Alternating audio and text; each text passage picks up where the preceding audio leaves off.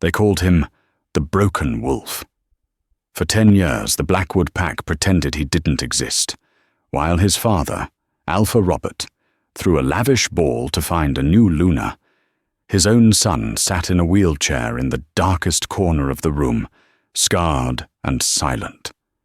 The most beautiful, high-ranking women in the state walked right past him, laughing, stepping over his legs like he was furniture. They wanted the title, not the burden. But they didn't know the truth.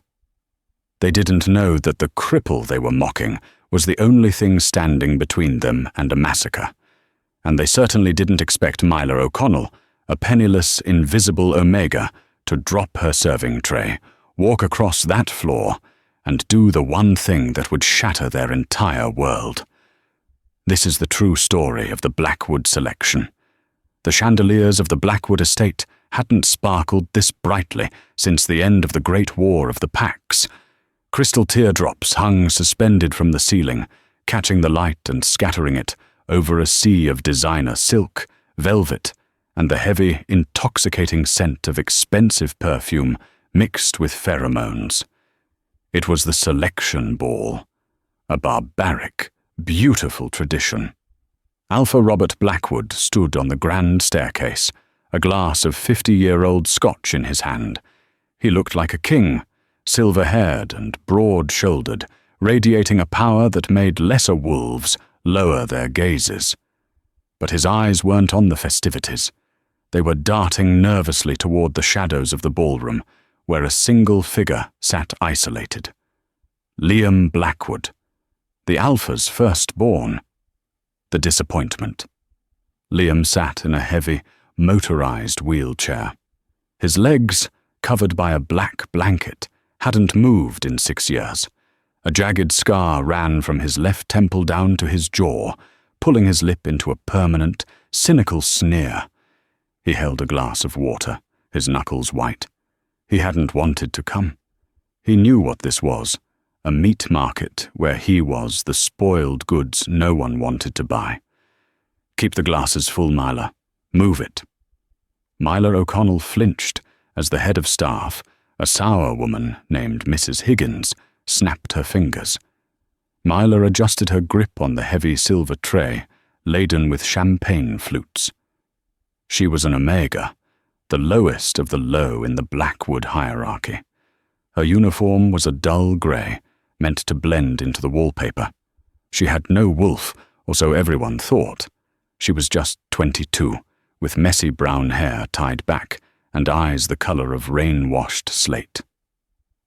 "Yes, Mrs. Higgins," Myla murmured. She weaved through the crowd, invisible. She heard the whispers. The elite she-wolves from neighbouring territories, the Silver River Pack, the Stone Ridge clan, were gossiping ruthlessly. "Is that him?" Tiffany Roche, the daughter of a wealthy beta from the south, giggled. She was stunning, wearing a dress of crimson silk that clung to her curves like a second skin. She gestured with her wine glass toward Liam. "The Alpha's son." "That's the one," her friend snickered. "Tragic, really. Heard he can't even shift. A wolf trapped in a broken human shell. Can you imagine being mated to that? You'd be a nursemaid, not a Luna."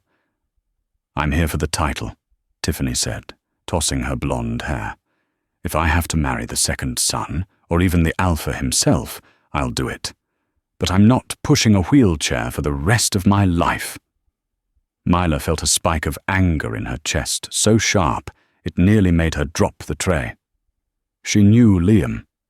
Not socially, she was a servant, he was royalty, but she knew him.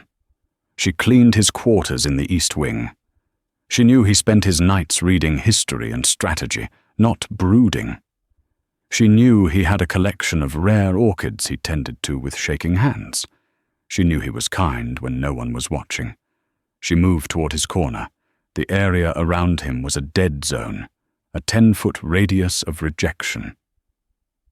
"Champagne, sir?" Mila asked softly. Liam didn't look up. "I don't drink alcohol, Omega. It interferes with the medication." His voice was rough, like gravel grinding together. "It's sparkling cider, sir," Mila whispered. "I swapped the bottle. I know the medication makes you nauseous with alcohol." For the first time, Liam looked up. His eyes were a startling, piercing blue, filled with a deep, ancient exhaustion. He looked at the girl in the grey uniform, really looked at her. "You're the one who leaves the lavender on my pillow," he said. It wasn't a question. "It helps with sleep," she said, her cheeks flushing. "Why bother?" Liam scoffed, looking back at the crowd of women who were pointedly ignoring him. "They're all waiting for me to leave so they can throw themselves at my cousin, Brody." Brody, the golden boy. He was standing near the buffet, flexing his muscles, surrounded by a harem of giggling candidates. He was strong, fast, and cruel. Mila knew Brody well. He liked to trip the Omega servants when he was bored. "They don't see you," Mila said, risking her job by speaking out of turn. "They see a cripple," Liam corrected. "Then they are blind," Mila whispered. Before Liam could respond, the music stopped. The heavy drums of the ceremony began. Alpha Robert tapped a spoon against his glass. The room fell silent. It was time. "Welcome, friends, allies, and beautiful guests," Alpha Robert boomed. "Tonight is about the future of the Blackwood Pack. My son, Liam, is of age. By the laws of our ancestors, he must choose a mate, or a mate must choose him, to secure the succession." The tension in the room was suffocating. Everyone knew the rule. If Liam didn't find a mate tonight, the succession would pass to his cousin, Brody. "Ladies," Robert said, his voice straining with a hope that sounded painful, "the floor is yours. Who will step forward to claim the heart of the next Alpha?" Silence. Excruciating, heavy silence. 100 beautiful women stood in their designer gowns, clutching their purses, looking everywhere except at the man in the wheelchair. Some studied the ceiling, others whispered to their neighbors. Brody, standing by the bar, let out a short, barking laugh. "Come on, ladies, don't be shy. He doesn't bite. He can't even catch you." A ripple of cruel laughter went through the room. Alpha Robert's face turned purple. "Is there no one?" he roared, the Alpha command vibrating the windows. "Among the daughters of the noblest lines, is there no one with the courage to stand by a Blackwood?" Tiffany Roche stepped forward. For a second, Robert looked relieved. "Alpha Robert," Tiffany said, her voice dripping with fake sweetness. "We all respect the Blackwood name. But let's be realistic."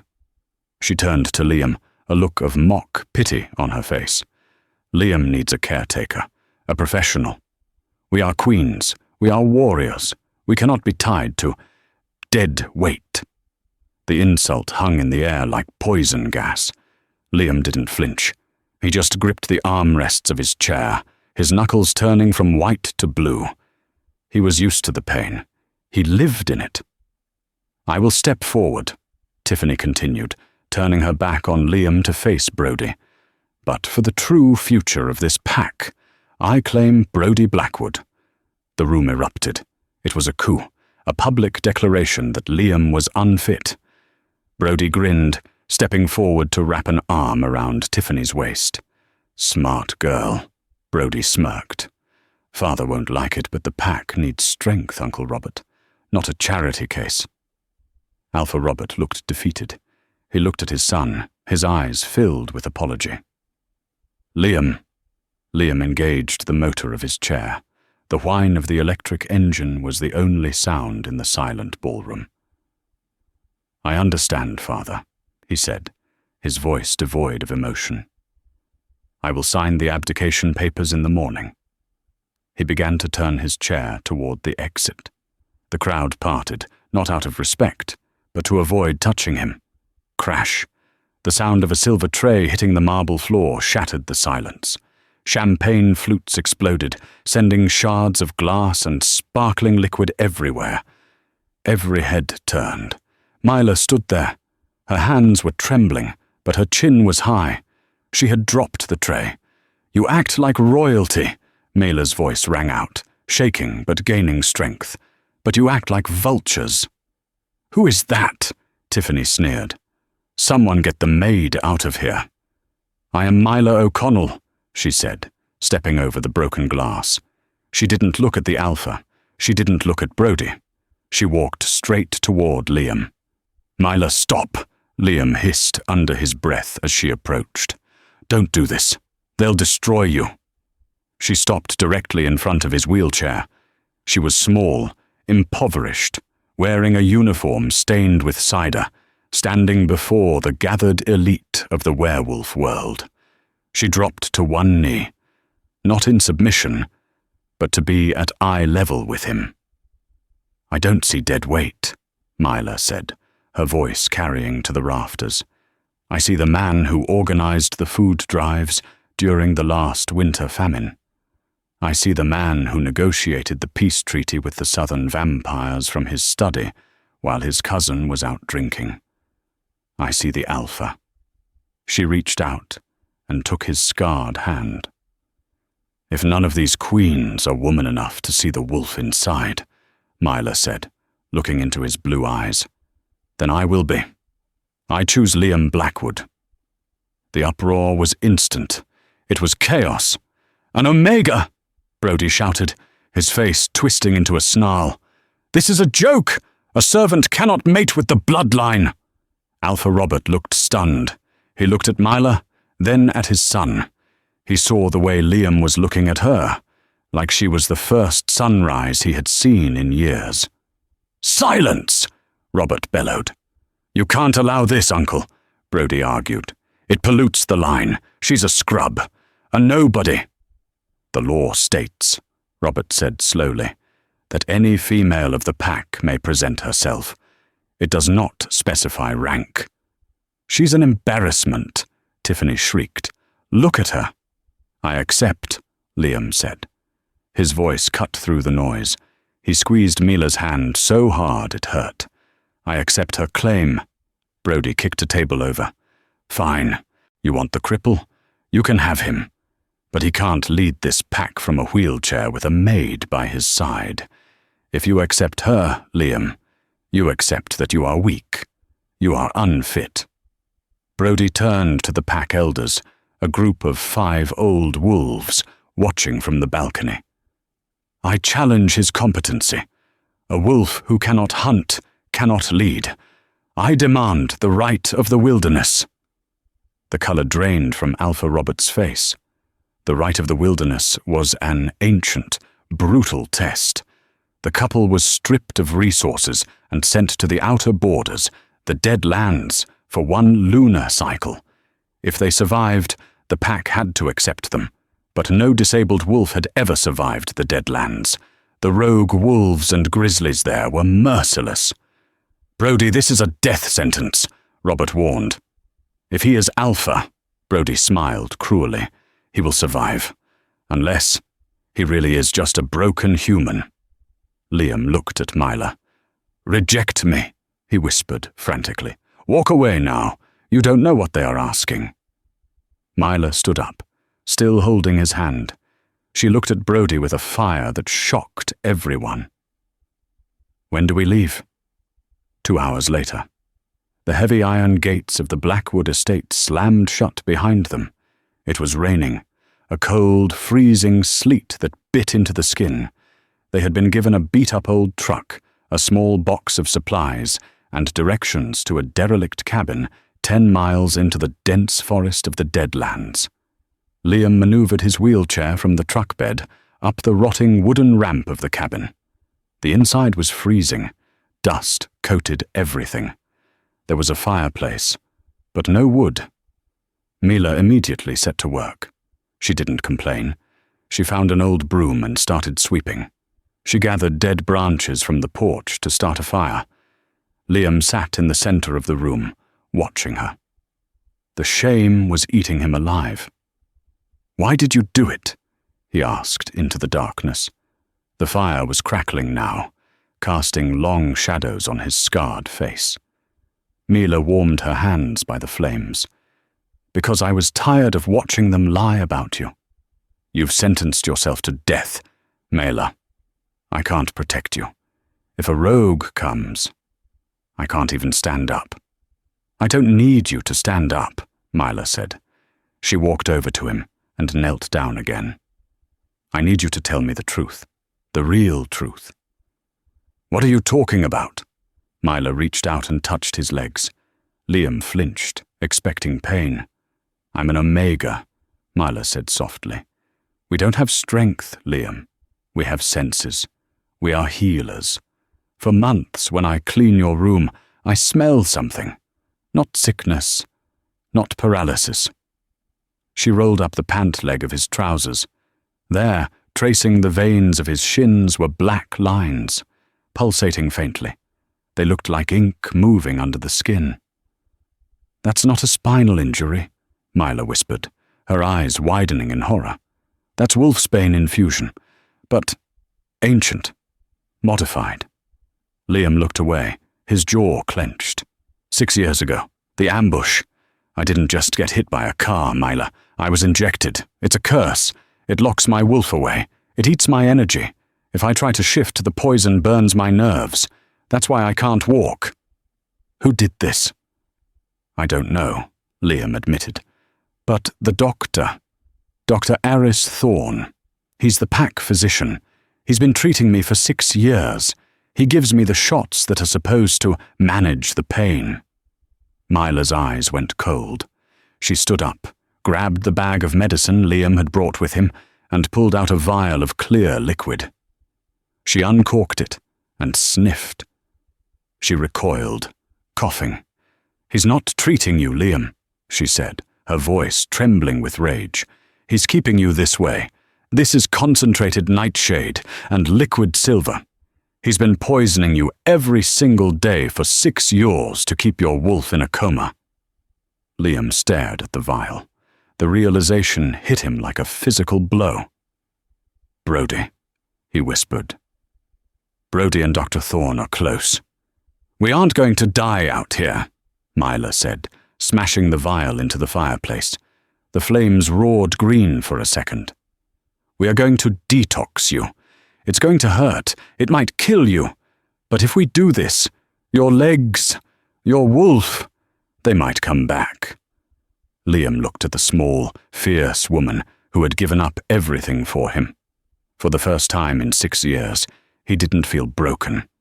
He felt dangerous. Do it, Liam said. The first 3 days in the cabin were not romantic. They were hell.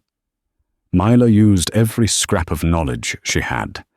She foraged in the Deadlands, a dangerous risk, searching for Veritas root and moon fern, rare plants that grew only in cursed soil.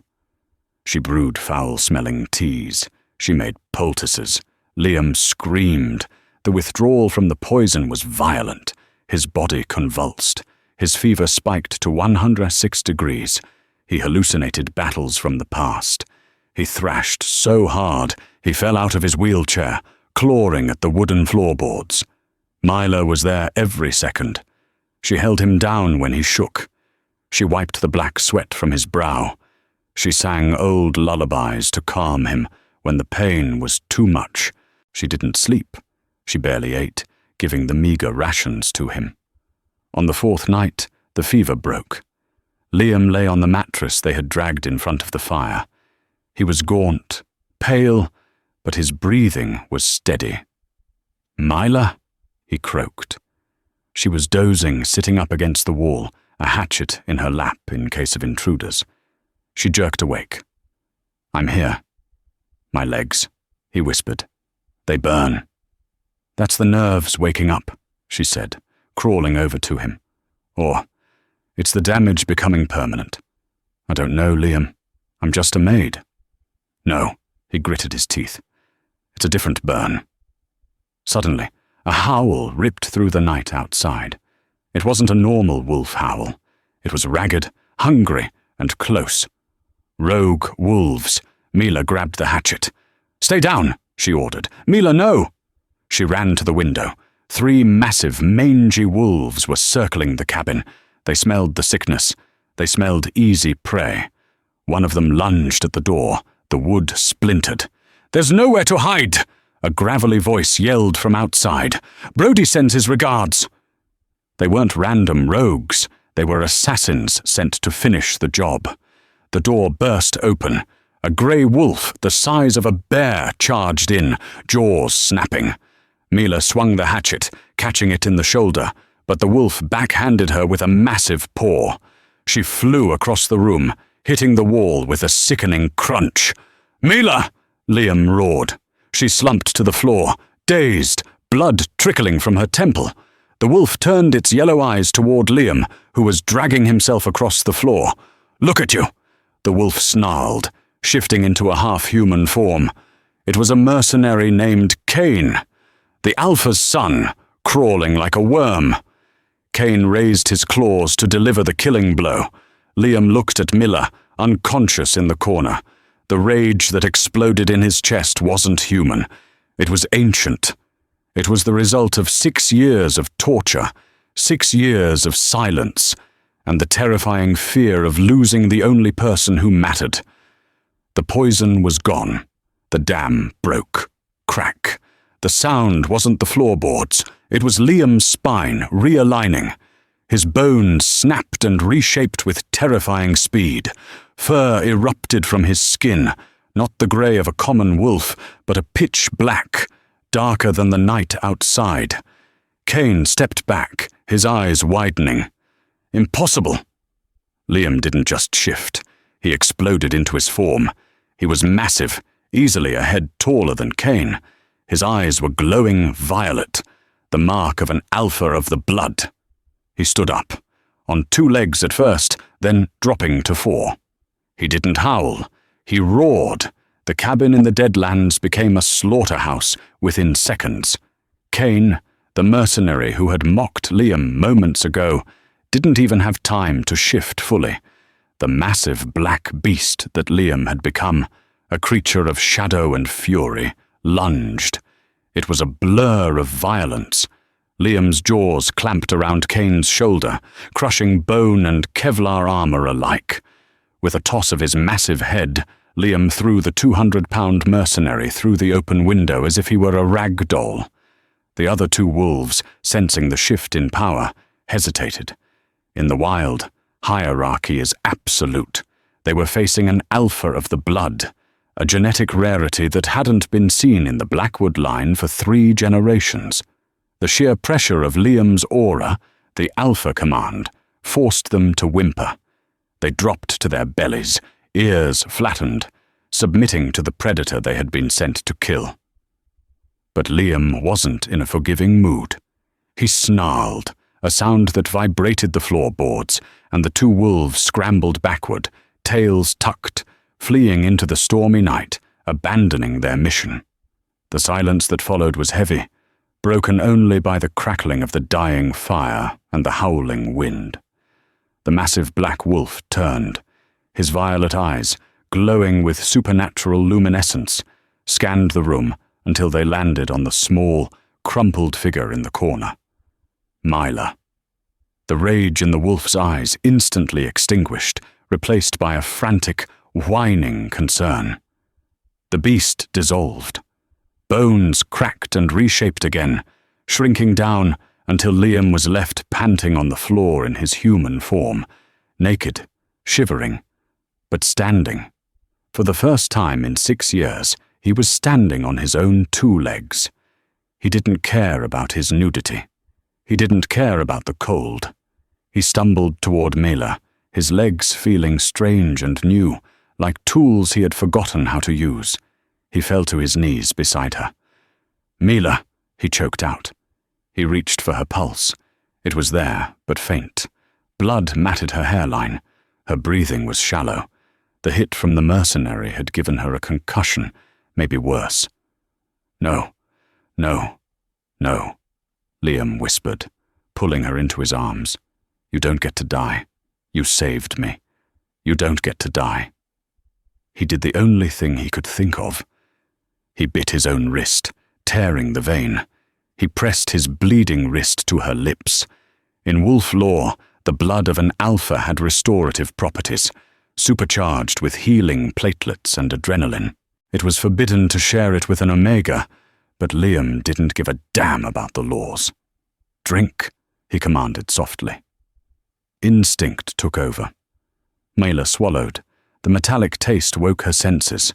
She groaned, her eyelids fluttering open. The first thing she saw was Liam, shirtless, covered in dust and blood, but looking at her with an intensity that burned. "Liam," she whispered, You're standing." "I'm standing," he cried, tears mixing with the grime on his face. He buried his face in her neck. "You did it. You brought him back." Mila tried to sit up, but the room spun. "The wolves." "Gone," Liam said, his voice hardening. "But they will report back to Brody. He knows we aren't dead. He knows the assassination failed. We have to move." "We can't," Mila grimaced, clutching her head. "We have no car. The truck is dead. It's 10 miles to the border." Liam looked at the door, then back at her. A dark, terrifying resolve settled over his features. "We aren't running away, Mila," he said. "We're going back." "Back? To the estate? They'll kill you on sight." "No." Liam stood up. He walked to the broken mirror hanging on the wall. He looked at his reflection. The scar was still there, but the hollowness in his eyes was gone. The man staring back was a king who had just reclaimed his crown. "Brody thinks I'm a cripple in a cabin," Liam said, low and dangerous. "He thinks his hit squad did the job. He'll be celebrating. He won't expect the monster he just created to walk through the front door." Liam turned to Mila and extended his hand. "Do you trust me?" Mila looked at the hand of the man she had served tea to for 3 years, the hand of the man she had saved. "With my life," she said. "Good." Liam smiled, a sharp, predatory grin. "Because tonight, we are going to burn their world to the ground." The Blackwood estate was in full swing. It had been 3 days since Liam and Mila were exiled, to mourn the tragic and entirely fabricated news that the Alpha's son had perished in the harsh wilderness. Due to his fragile condition, Brody had organized a memorial. But it wasn't a memorial. It was a coronation. Brody stood at the head of the banquet hall, wearing a tuxedo that cost more than Mila's entire life earnings. Tiffany Roach hung on his arm, draped in black silk that looked more like cocktail attire than morning wear. She was drinking champagne, laughing with the other socialites. "It's really for the best," Tiffany was saying to a group of elders. Liam was suffering. Now the pack can be strong again. Alpha Robert sat at the head table, looking 10 years older. He hadn't spoken all night. He stared into his wine, guilt eating him alive. He had let them send his son away. He had signed the papers. "A toast!" Brody shouted, raising his glass. The music died down. "To the memory of my cousin, and to the future. As your new acting alpha, I promise to lead the Blackwood pack into a new era of prosperity." "To the alpha!" the crowd cheered. The heavy double doors of the banquet hall groaned. Everyone turned. They expected the caterers with the dessert cart. Instead, the doors were flung open with such force that the hinges screamed. Standing in the doorway, silhouetted against the stormy night outside, was a man. He wore tattered clothes, jeans stained with mud, and a flannel shirt ripped at the sleeves. He was unshaven. He was dirty. But he was standing tall. A collective gasp sucked the air out of the room. A wine glass shattered. Liam walked in. His stride was long, powerful, and predatory. There was no wheelchair, no limp. He walked like a tiger stalking through high grass. By his side, holding his hand, was Mila. She looked battered, a bandage around her head, but her eyes were fierce. "Liam, Alpha Robert whispered, standing up so fast his chair toppled over. "My boy?" Brody froze. His face went pale, then red. "Ghost," he muttered. Then he shouted, "Guards! Seize them! These are imposters! Rogues wearing the faces of the dead!" 4 security guards rushed forward. They were big wolves, loyal to Brody's payroll. Liam didn't even slow down. "Kneel," Liam said. He didn't shout it. He didn't have to. He projected his alpha aura, the voice of command, like a physical shockwave. The guards slammed into the floor mid-stride, their wolves forcing them into submission. They whined, covering their heads. The sheer potency of Liam's power cracked the marble floor tiles beneath his boots. The entire room fell into a terrified silence. Liam walked straight up to the head table. He stopped in front of Brody and Tiffany. Tiffany was trembling, her glass rattling against her teeth. "You look like you've seen a ghost, cousin," Liam said, his voice smooth and cold as ice. "How?" Brody stammered, stepping back. The poison. "The poison is gone," Liam said. "Dr. Thorne did a good job masking it as a degenerative disease, didn't he?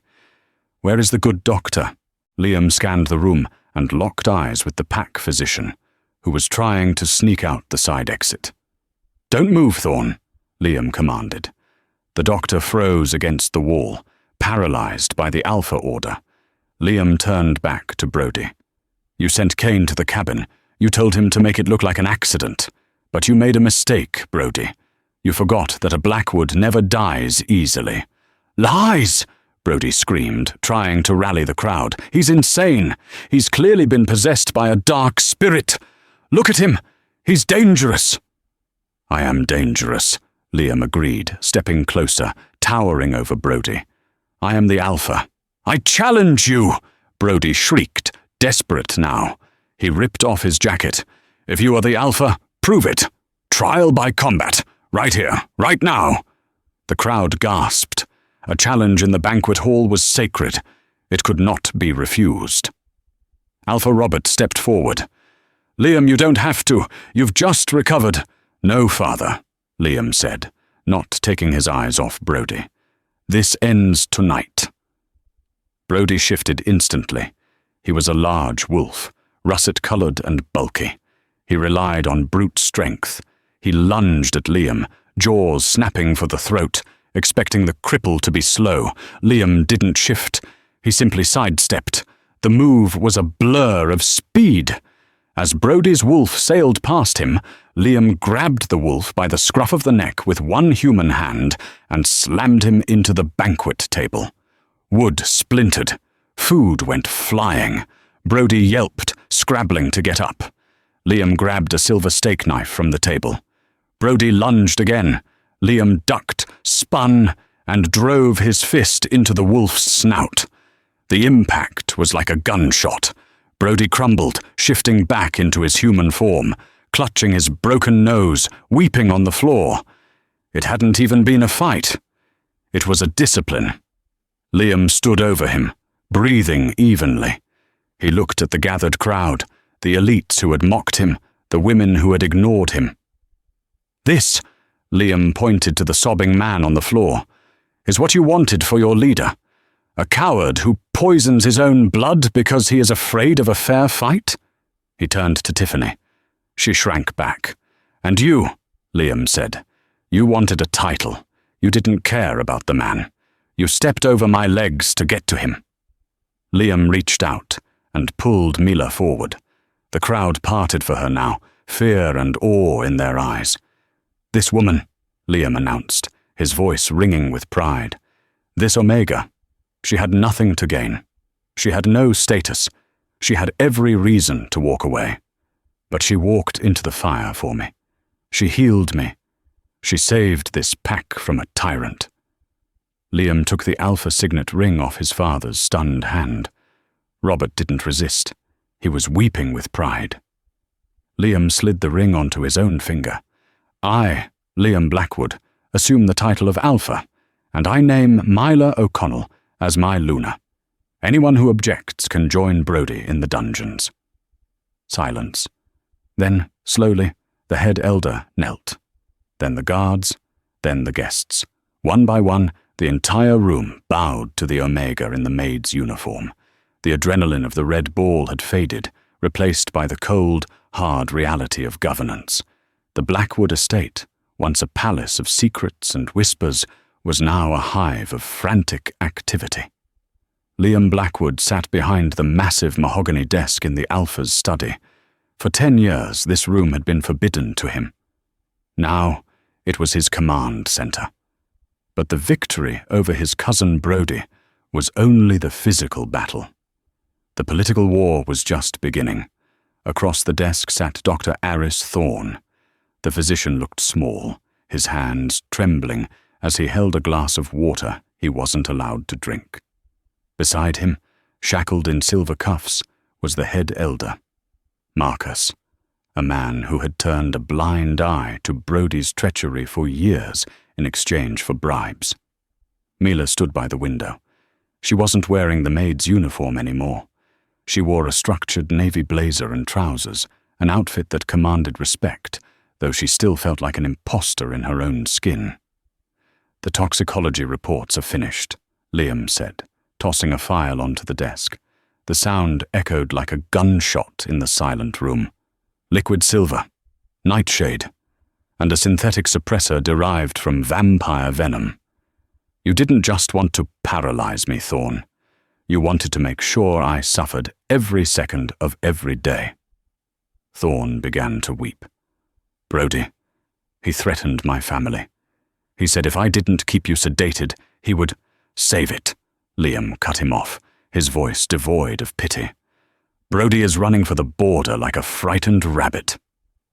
"You are here." Liam looked at Mila. "What is your will, my Luna?" The title sent a shock-wave through the room.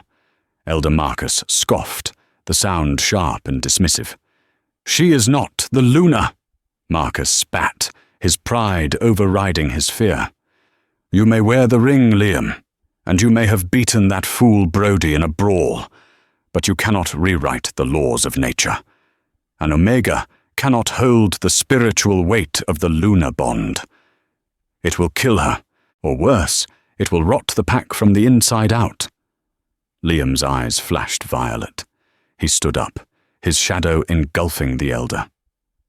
"Careful, Marcus." "He's right, Liam," Mila said softly. Liam whipped his head around. "Mila." She turned from the window. Her face was pale, but her eyes were steady. She walked to the center of the room. "The pack is confused. They are scared.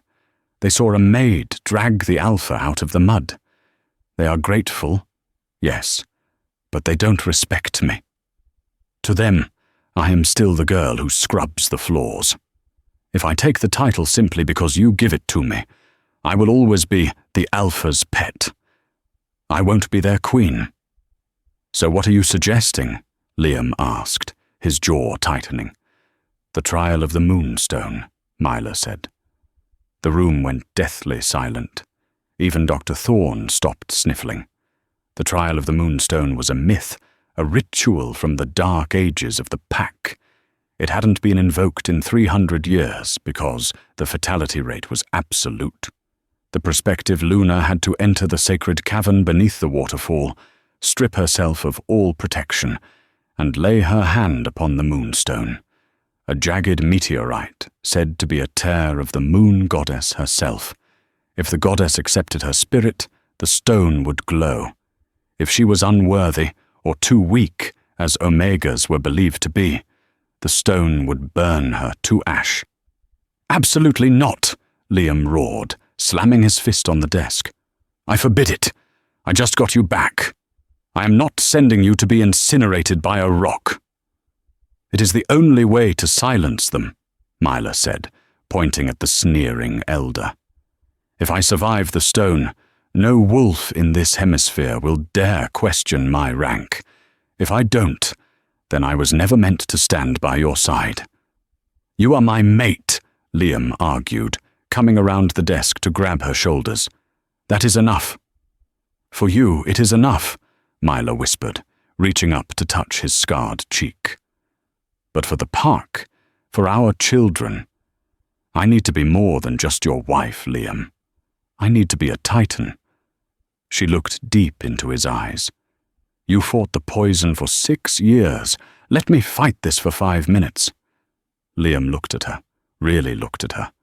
He saw the steel spine beneath the soft exterior. He realized then that he hadn't saved her in that cabin. She had saved him. And she was right. Tomorrow night, Liam whispered, his voice breaking, at the apex of the full moon. But if you feel even a spark of burning, you pull away. Promise me. I promise, Myla lied. She knew that once you touched the stone, you didn't let go until judgment was passed. The waterfalls of the Blackwood territory were roaring, swollen from the recent storms. Behind the curtain of crashing water lay the entrance to the cavern, a place damp with moss and ancient magic. The entire pack had gathered on the rocky banks of the river. Hundreds of wolves stood in silence, holding torches. The flickering firelight cast long, dancing shadows against the cliff face. They were there to witness an execution or a miracle. Most bet on the execution. Tiffany Roche was there, hiding in the back, her face hidden by a hood. She had snuck back across the border, unable to stay away, desperate to see the maid fail. Liam stood at the cavern entrance. He was shirtless, ritualistic markings painted in white ash across his chest. He looked like a warrior god, but his hands were shaking. Mila emerged from the changing tent. She wore nothing but a thin white shift, soaked instantly by the spray of the waterfall. She was barefoot.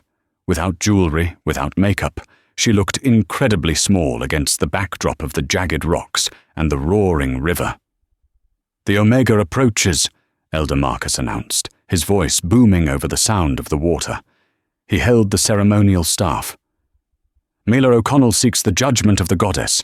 If she burns, the pack is cleansed. If she shines, the pack bows." Mila walked toward the dark mouth of the cave. She passed Liam. He reached out, his fingers grazing her arm.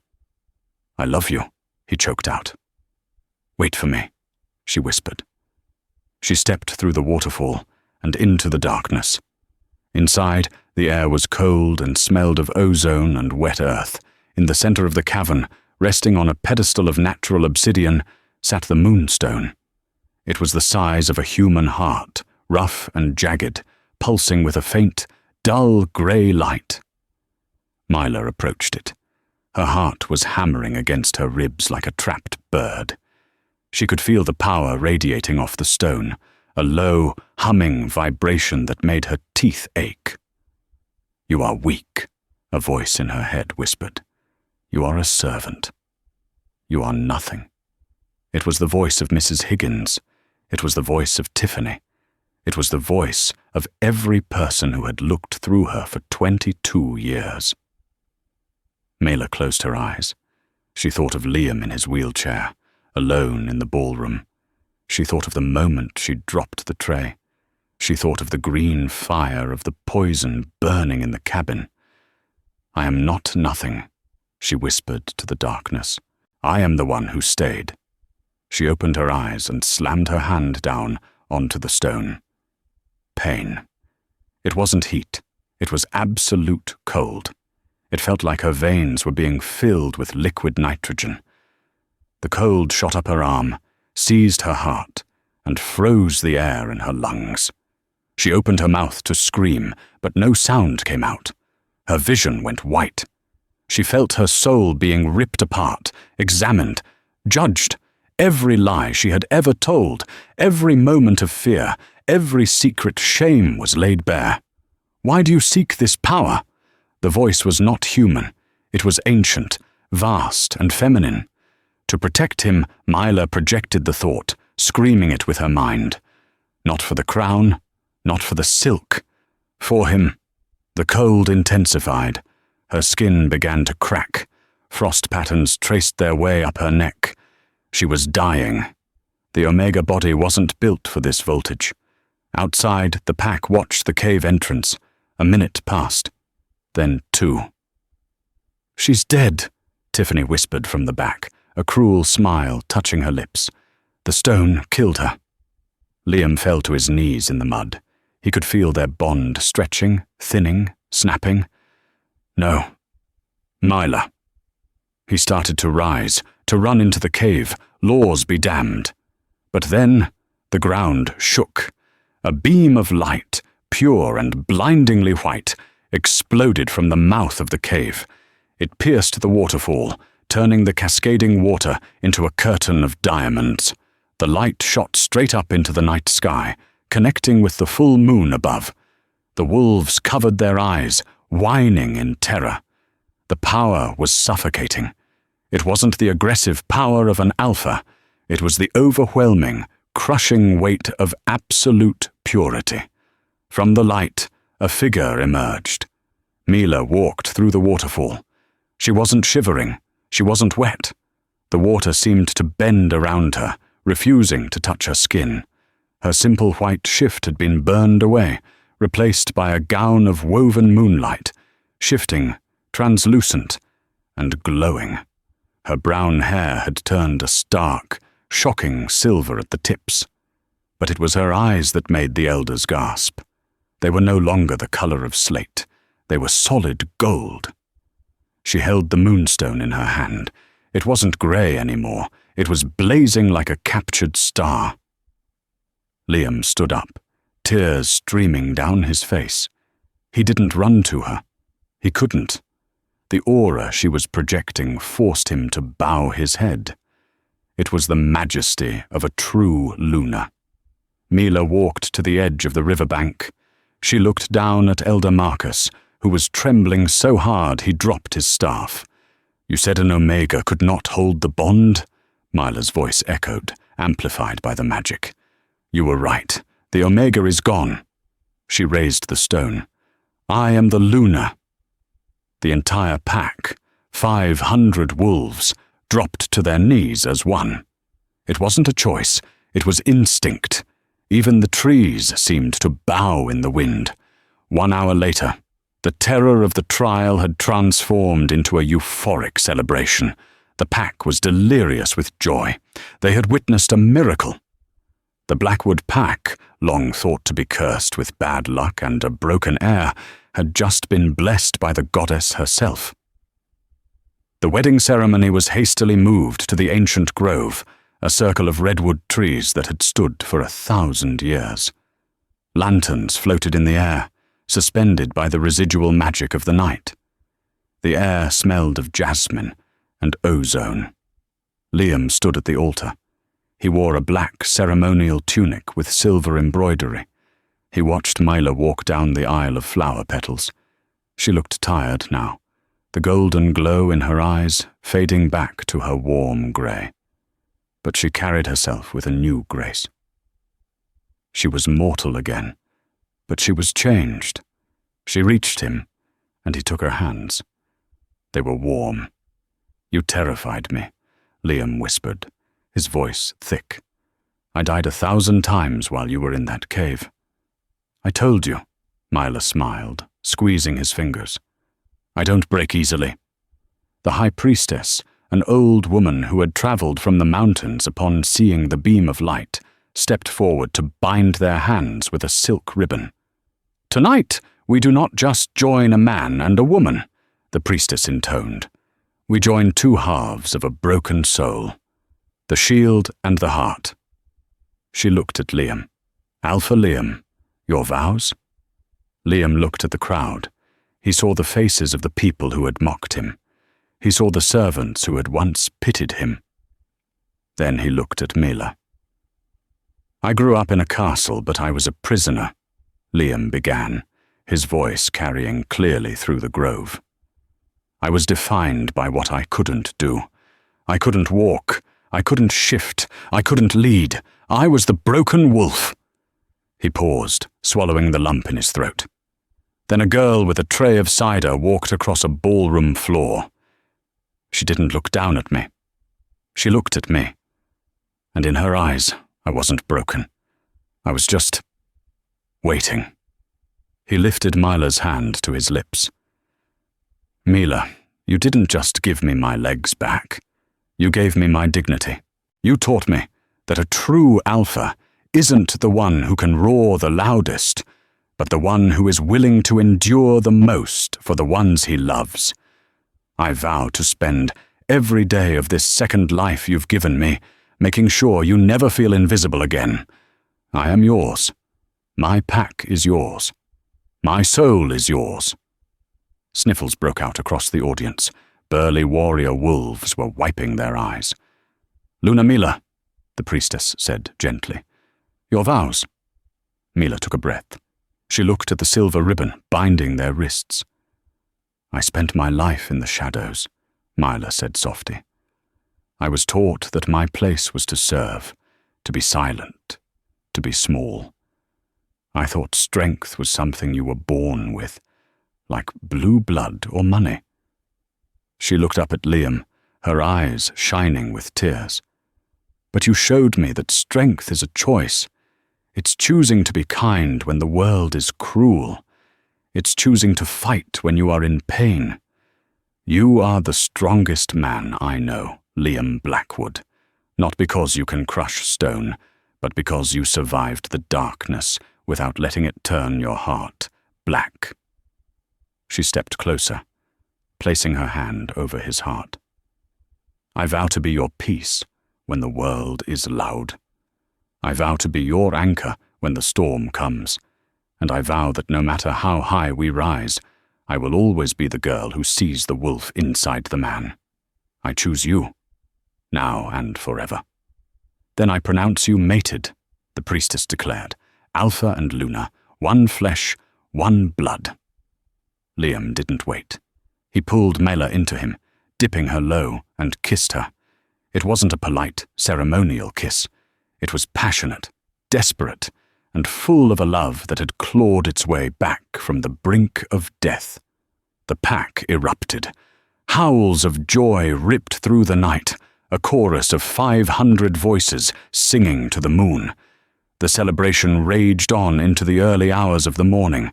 Music, dancing, and feasting filled the estate grounds. But high above the noise, on the private balcony of the Alpha's suite, Liam and Mila stood alone.